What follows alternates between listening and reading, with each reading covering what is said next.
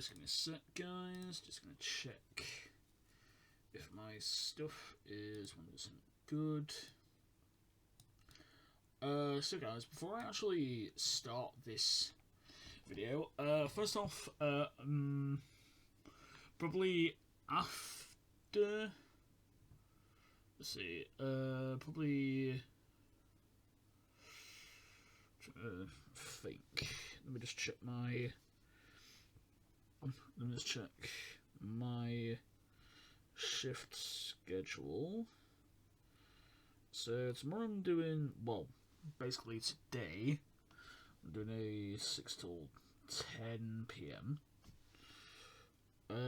Tuesday, Wednesday and Thursday I could maybe do like a load of different videos of a load of different stuff, because as you can see on this side here I do have some different stuff. I've got old school RuneScape. If you don't know, I definitely recommend it if you want to have some old school stuff. Doom Eternal, I ended up getting a part of the Humble Bundle thing. Got Kazuma, Yakuza 1, 2 and 3. Got all of the Bendy and the, well, basically Bendy games. So what I might do is I might play the Bendy and the Ink Machine, and then maybe Boris and Dark Survival, and then go into this one. As well as I've got Curse Forge. So what I might do is I might like do stuff with OBS, because I just learned that actually it's sort of, wait, run me later. So if I start recording, I can then see how long I've actually been recording for, and then when it hits the one hour mark, then I'll end it. Basically, then we'll also got like Dolphin with all this stuff that we're gonna do, like a load of different series that I will start. Just that I've been busy doing other things, and also, to be honest, I've been like watching stuff, which is a bit annoying. But basically, what I'm gonna do is probably do like a load of different series. Like, play a part of the game, like for, you know, how many hours, and then go into a basically go into another game, basically do like that. So I've got like Dolphin, I also have SX2, this one's Nintendo 64, that one's DS, this one's PS1, and then I'll basically just get a load of different consoles. Then also I've got like Steam as well, that has got quite a lot of different stuff. Like so many different games that I would really like to do stuff with. Oh yeah, Project Zomboid, I tried playing but I didn't like it. Resident Evil 4, I have the old version, I think, of this one, but I think there's like a new one coming out, I believe. Yeah, I think there's a new one of these out, if I'm not mistaken. I don't have the third one, but I'll probably start like playing the others, which would be quite good.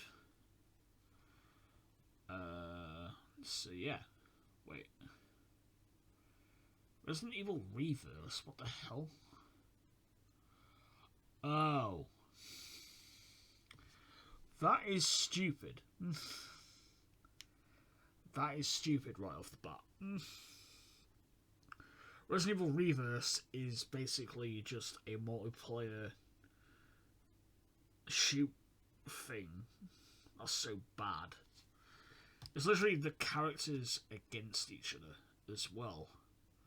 Like, I'm guessing it's sort of in the realm of it, but it's just sort of like, yeah, it's just sort of like them kind of like going against each other. Pretty much. yeah, basically just taking the stuff with it. Just going like, oh yeah, we're gonna do this. But also Resident Evil 3, I'm not sure if people are actually... Like, the only thing with Resident Evil games is that, obviously, there's different, like, eras, I guess, like, different lengths of different games. I know that I think Resident Evil... Was Resident Evil 5 or Resident Evil 6? That basically was very, very bad. I think it might have been 6 that sort of like went way too far in the other direction. Which is kind of annoying. But then obviously we also have all these different games for just Steam, which is quite nice, and then basically all of this type of stuff. So definitely going to do that. Anyway, so we start off with Drew McIntyre defeating Adrian Neville in a match for 447 with the move. I'll probably change that to the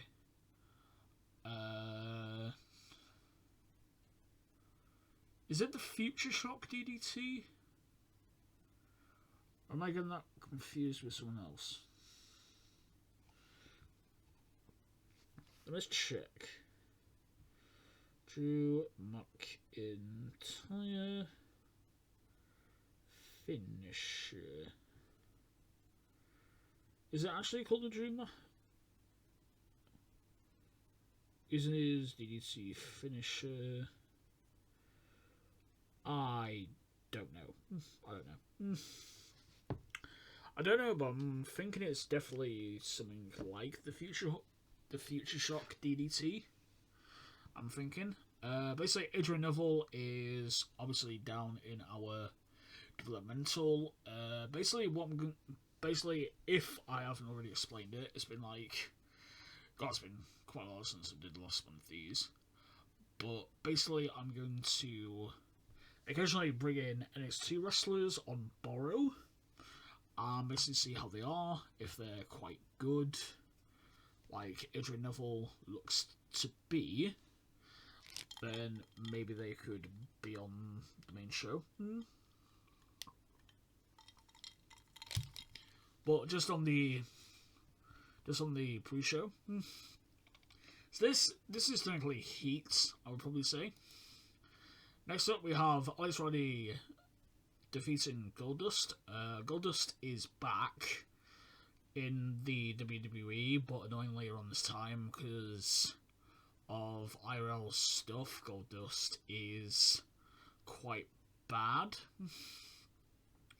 to begin with. Doing well with a 46 in-ring performance. Widow Gimmick got a great, but he's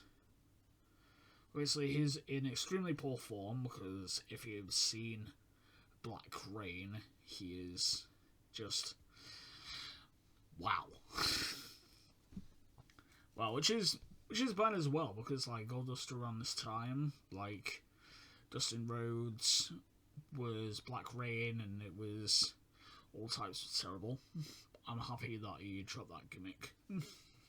Well, actually, I think he was Black Rain through until, I believe, June of 2008, and then he left, I'm pretty sure. Because I'm pretty sure he was definitely in April 2008.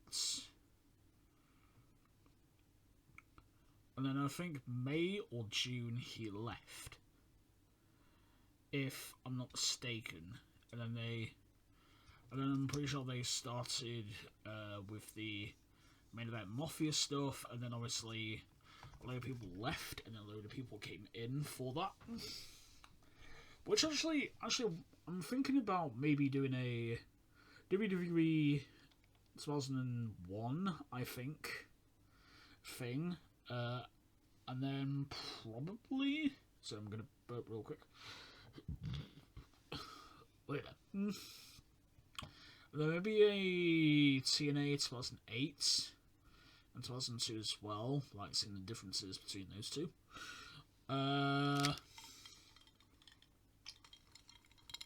Because 2008 was actually quite a good time with TNA. I would say probably in certain parts, because I know that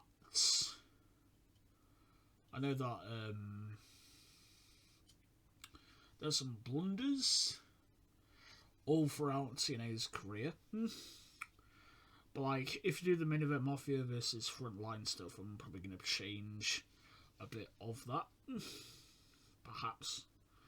Next segment, we have Snitsky defeating Dealer Brown in basically a 1 minute match, trying to make Snitsky a bit better.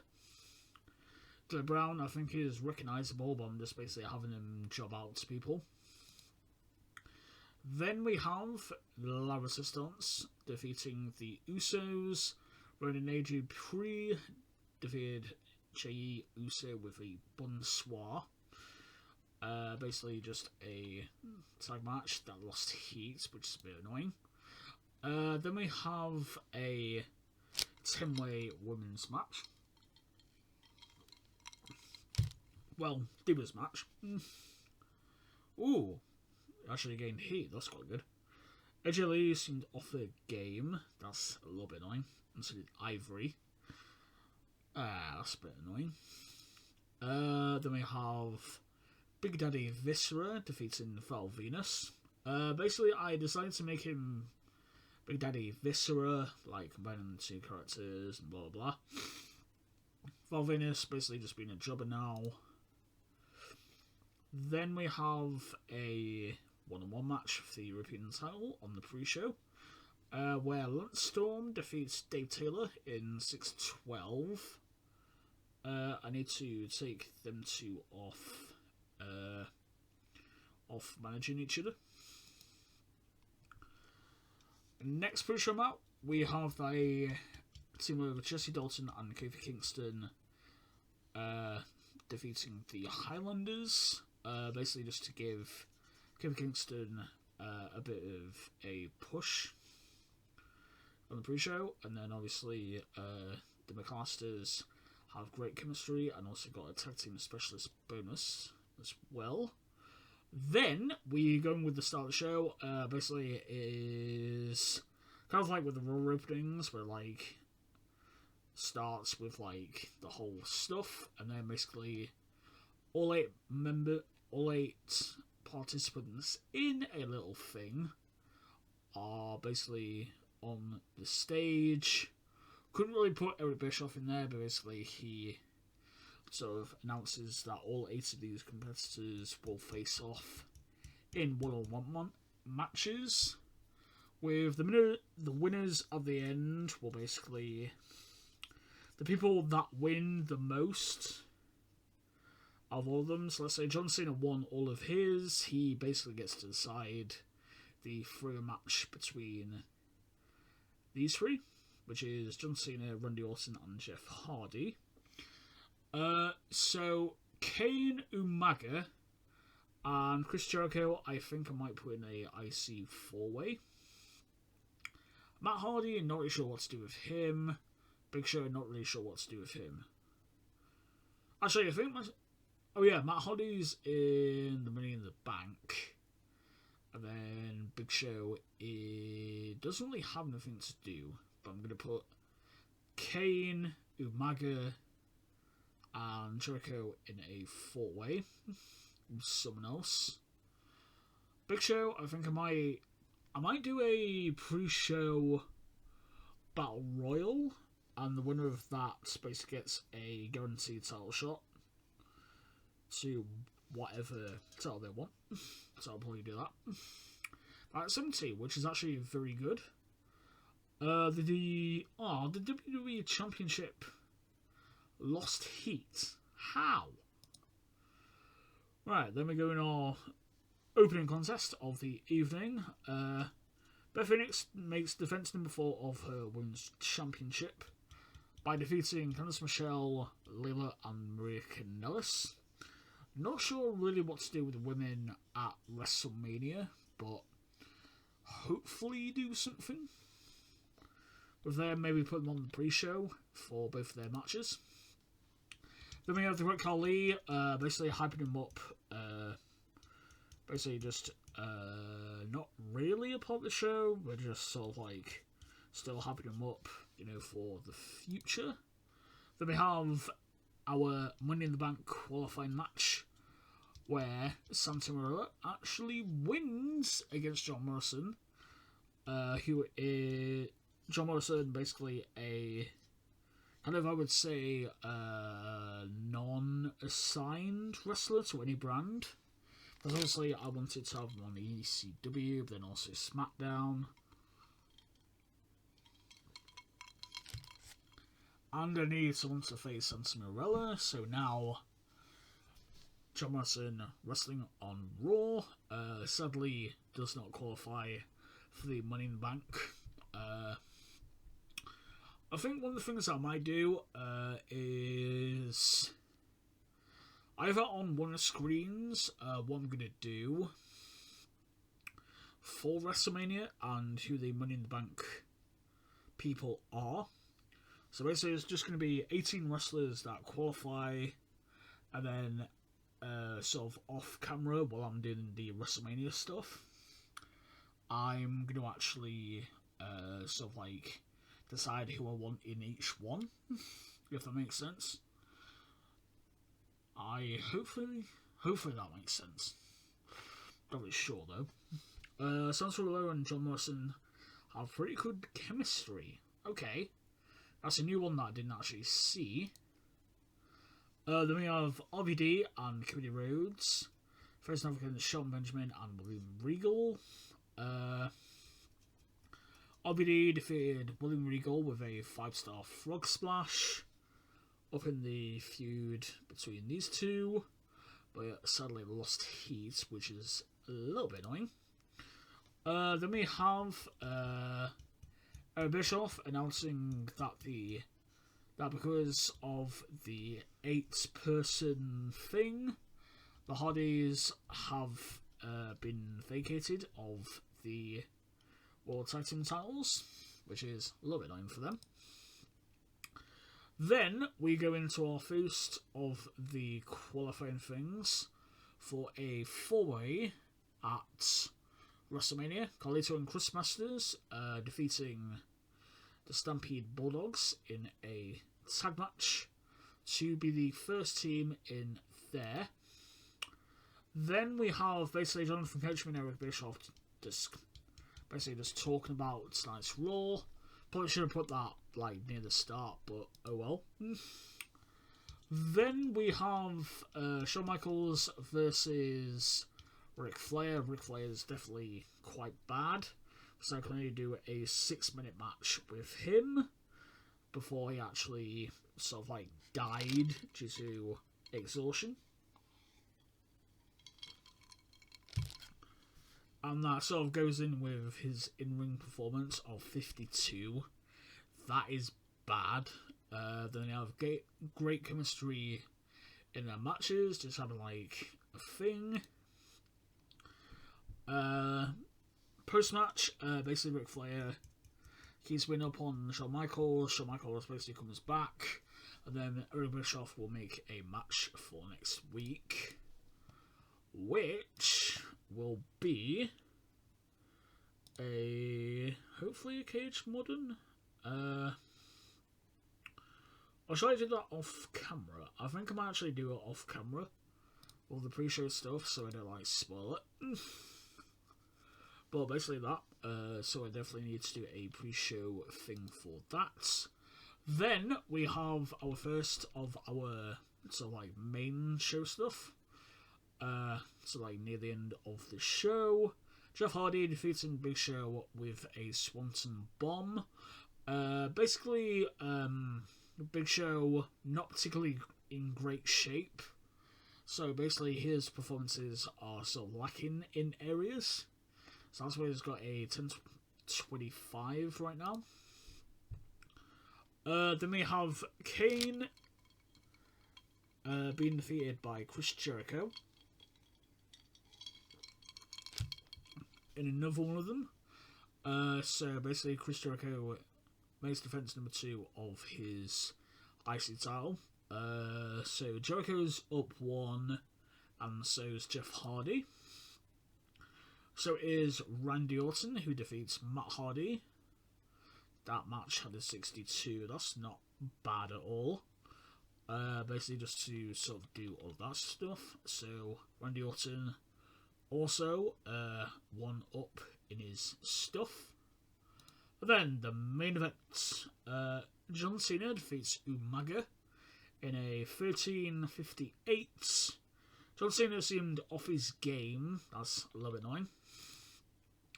Well, we end the show that lost its popularity in 11 regions. How? That makes no sense. Alright guys, I am going to probably stop. Oh yeah, another thing.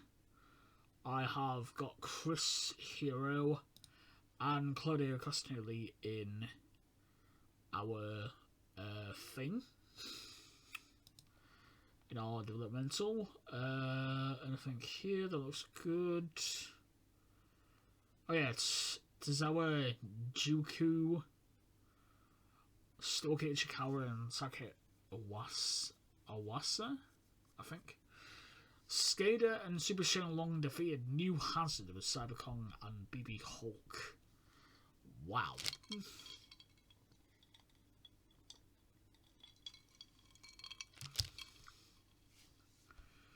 Okay, some weird pairings and stuff.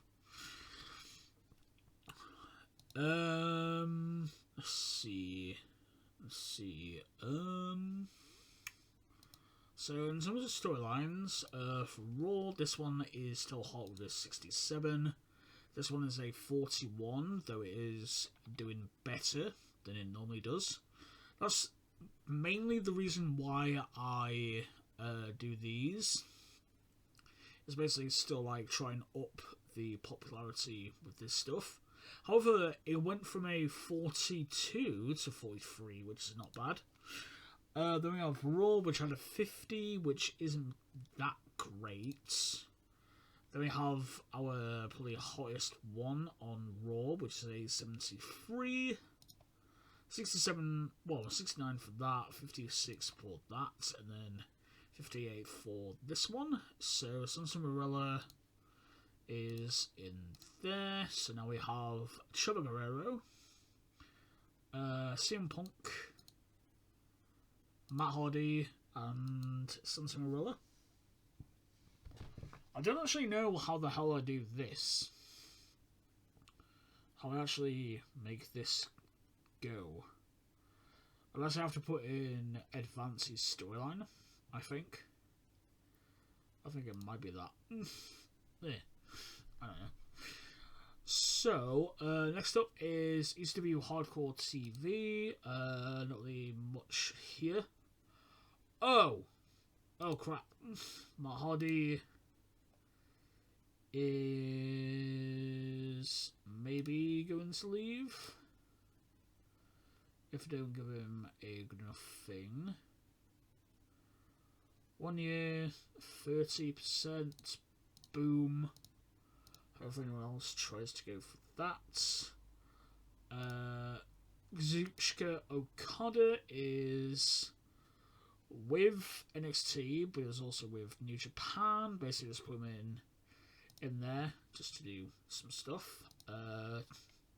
Terry Funk's returned, and so is Tori Wilson.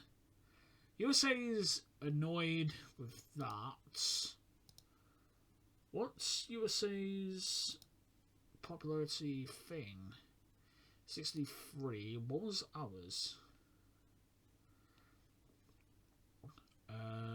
Show history. Oh, crap. So it went from a 74 down to a 59. How? How did I go from a 74 down so much?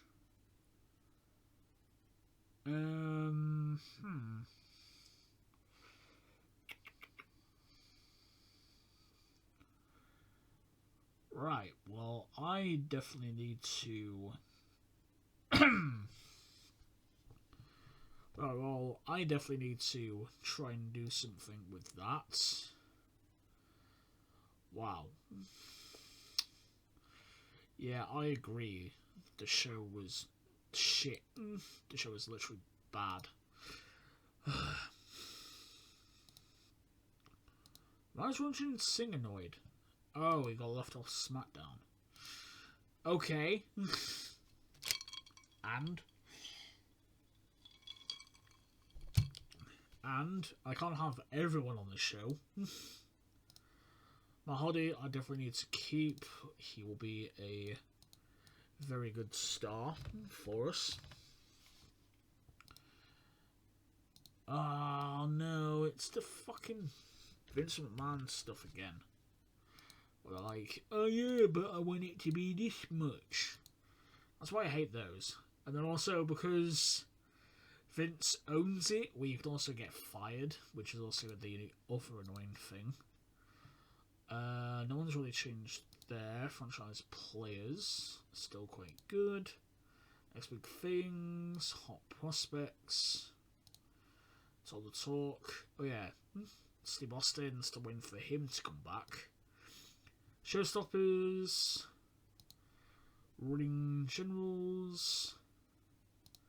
Who's hot? Who's not? Which is weirdly no one, which is a bit odd.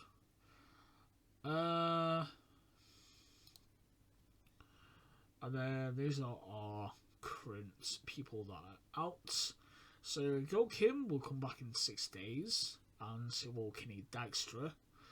Gregory Helms will be out for another, I'll probably say, 4 months, which will be July, I'm pretty sure. And then Max Scalvani come back in 55 days. I've got to check as well. What was this one? 64. Oh wait, probably this one. 47. And then this one was 66. I definitely screwed up with that. Crap. Anyway guys, thank you all for watching. I will see you all when I do ECW. Just to let you know as well, the 8-way things will also be on ECW and also SmackDown, basically just with all that type of stuff. So guys, I will see you all later. Have a great day, and please like, subscribe, and comment, and goodbye.